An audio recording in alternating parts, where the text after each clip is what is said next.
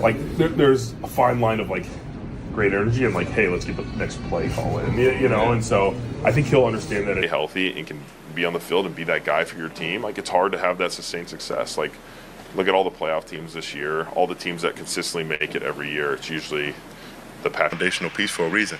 The guy's special. Anytime he's on the field, he's a game changer. He's a playmaker. So I'm not surprised that he was the one that came up with the big play. A rift has just split the Cleveland Browns locker room wide open, and it involves two of the most respected names in the sport. On one side, a veteran leader who has been the rock of the offensive line for years. On the other, a generational defensive talent who is often called the face of the franchise. Their disagreement isn't about a play call or a practice drill. It's about the future of the team, the identity of the offense, and a young quarterback who hasn't even been officially named the starter yet. What started as a simple critique has now escalated into a full-blown power struggle over who will lead this team into the next season. The tension began with Joel Bitonio, a man whose voice carries significant weight in that building. He's seen good quarterbacks and bad ones, and when he speaks, people listen. So when he opened up about Shedeur Sanders, he didn't hold back. Bitonio didn't question Shedeur's arm talent. He questioned something far more critical for a franchise quarterback: his composure. He described a player whose confidence can teeter into recklessness, suggesting that when the pressure mounts, Shedeur has a tendency to lose his mind. For a veteran like Bitonio, who values the grind and the stoic leadership required to survive a 17-game season, this was a red flag. It wasn't just about a few bad throws. It was about the personality behind the helmet. In his view, a quarterback who lets emotions dictate his play is a liability, not a leader. But if Bitonio expected his words to go unchallenged, he severely miscalculated. Myles Garrett, the defensive juggernaut and undisputed heart of the Browns, didn't just disagree. He dismantled the argument entirely. Garrett went to bat for Shedeur with a level of intensity that made it clear this was personal. He called out the narrative as exaggerated and completely misguided, insisting that when Shedeur is on the field, he doesn't just manage the game, he takes it over. Garrett pointed to the Steelers' win as proof, a game where Shedeur didn't just perform under pressure, he dictated the tempo. It was Garrett sending a message to the entire organization. If you're questioning this kid, you're questioning the future of this team. He expressed visible frustration with the lingering doubts, making it clear that in his eyes, Shedeur's commitment and capability shouldn't even be a conversation anymore. And then, Garrett dropped the detail that flipped this entire controversy on its head. He revealed that Shedeur Sanders isn't just being considered for the job. He is being positioned as the starting quarterback. According to Garrett, this isn't speculation from the media. This is the internal plan taking shape behind the scenes. He pointed directly to head coach Todd Monken, the offensive mastermind known for resurrecting careers and building explosive attacks. Garrett suggested that Monken has been evaluating Shedeur with a level of intensity that goes beyond standard coaching. He's been studying him, analyzing his flashes of elite-level play, and gradually becoming convinced that this is the guy to build the offense around. It wasn't presented as a rumor. It was presented as insider knowledge. The coaching staff has already made up their mind, and the rest of the team needs to fall in line. This situation has now evolved into something bigger than a quarterback debate. It's a philosophical battle for the soul of the Browns organization. On one side, you have Joel Bitonio representing the old school, the belief that stability, discipline, and a calm demeanor are the prerequisites for success. He sees Shedeur's personality as a potential crack in the foundation. On the other side, you have Myles Garrett embracing the modern evolution of the game. He sees confidence not as arrogance, but as a weapon. He sees a playmaker who can single-handedly shift momentum. This isn't just about evaluating a player anymore. It's about deciding what the Browns want to be. Do they want a conservative, predictable offense that minimizes risk? Or do they want to lean into the dynamic, high-upside, sometimes volatile energy that Shedeur brings? Based on Garrett's comments and Monken's reported backing, it seems the franchise is ready to swing for the fences. Now, all the pressure shifts squarely onto Shedeur Sanders. He has the full-throated backing of the team's most dominant player, a head coach reportedly building a system around him, and a locker room watching to see if Garrett's gamble pays off.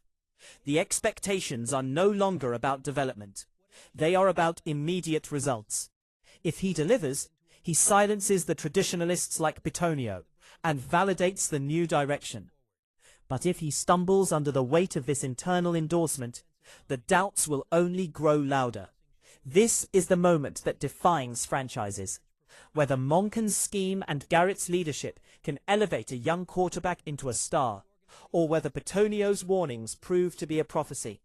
One thing is certain: the spotlight on Shedeur has never been brighter, and what happens next will determine if this bold vision leads to a championship run, or becomes the controversy that defined an era. While the cameras are focused on Garrett and Bitonio, there is one man in the building who is watching this unfold with a very different kind of anxiety. General Manager Andrew Berry. This public rift isn't just awkward. It's a potential disaster for roster management.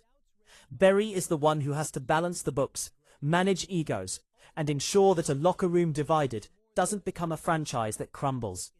Myles Garrett is not just a defensive end.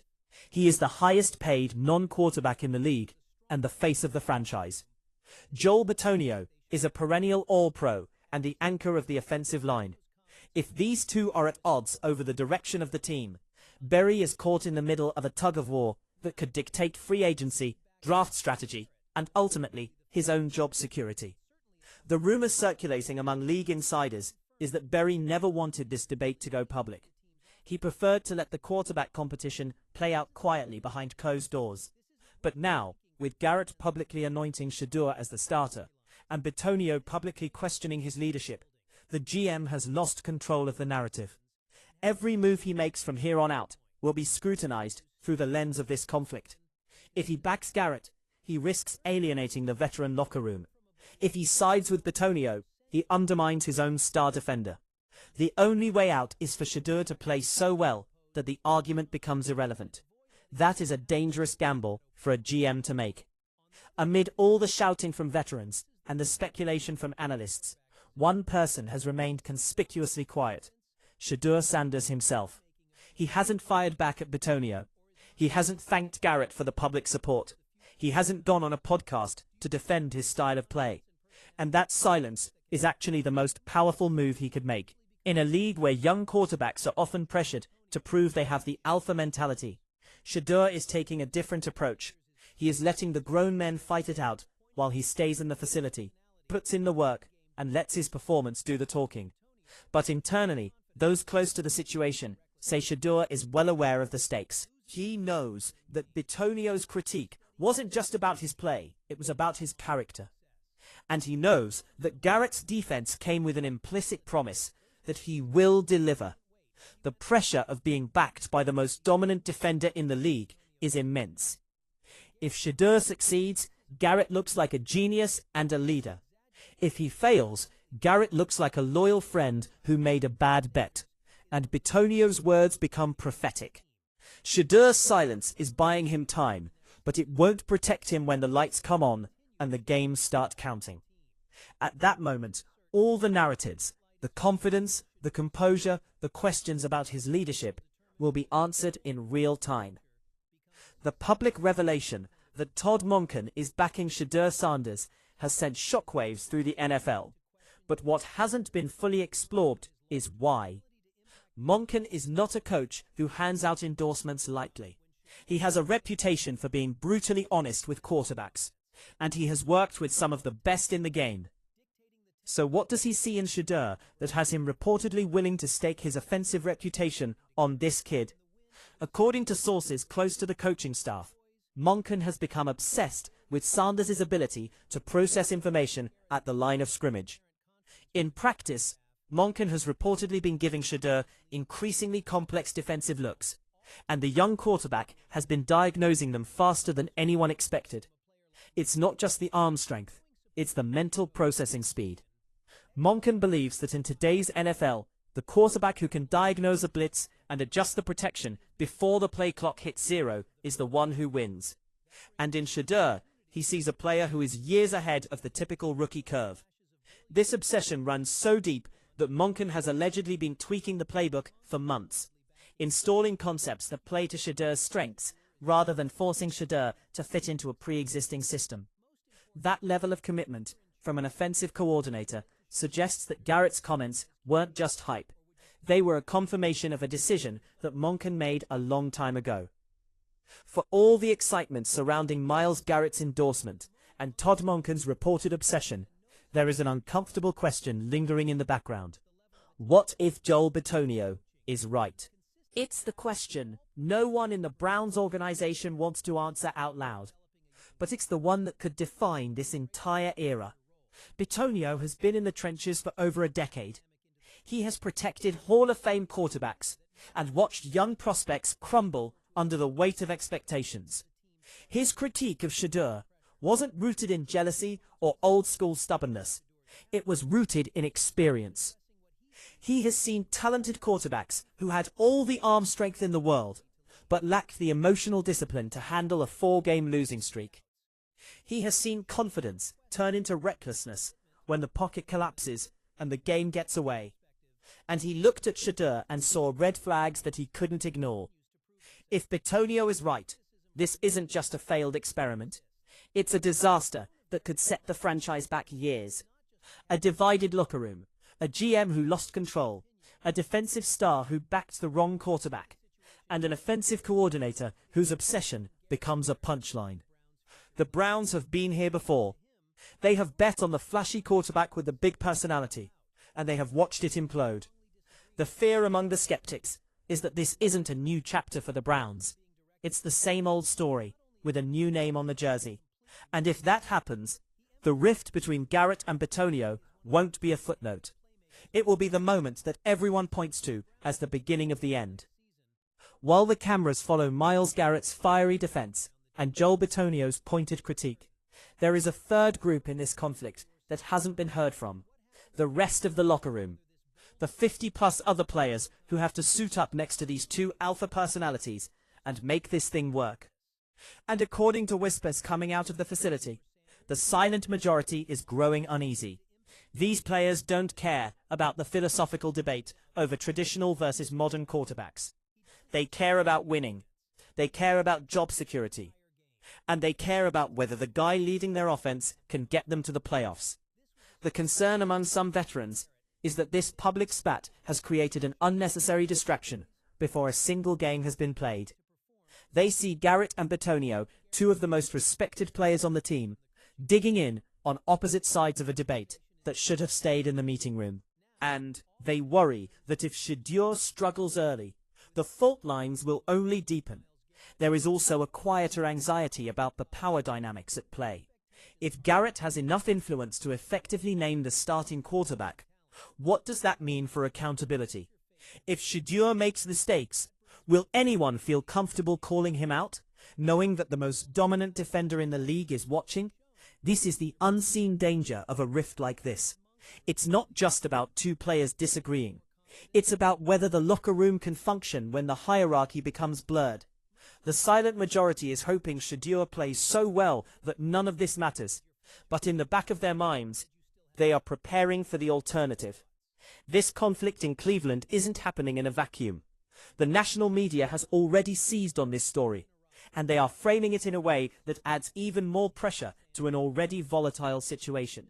For years, the Browns have been the punchline of the NFL, the franchise that could never get out of its own way, the team that always found a new and creative way to implode. And now, with Myles Garrett and Joel Bitonio publicly divided over a quarterback who hasn't even proven himself yet, the national narrative is writing itself. The talking heads are already asking the question, is this just the Browns being the Browns? It's a cynical take, but it's one that has historically been validated.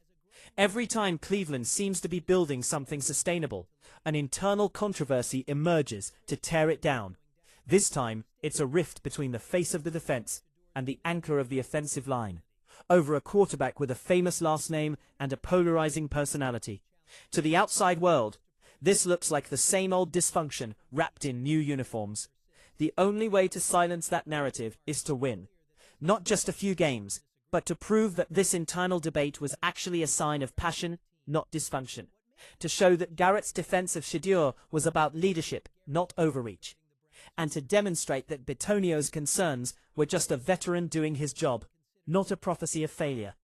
But until that happens, the Browns are fighting two battles, one inside their own locker room and another against decades of skepticism from everyone watching.